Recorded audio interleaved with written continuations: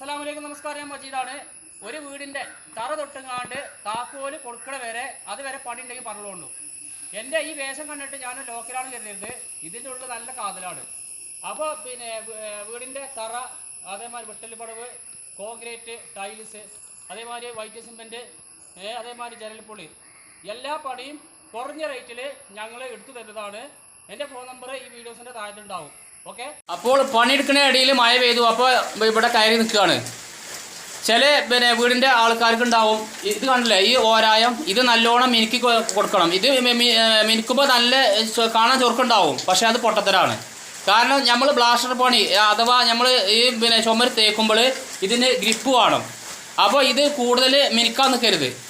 ഇത് റഫാക്കിയാണ്ട് ഇടുകയാണെന്ന് വെച്ചാൽ തേപ്പിന് നല്ല പുടുത്തം പിന്നെ ഈ ചുമരുമൊക്കെ ഉണ്ടാവും. ഓക്കെ.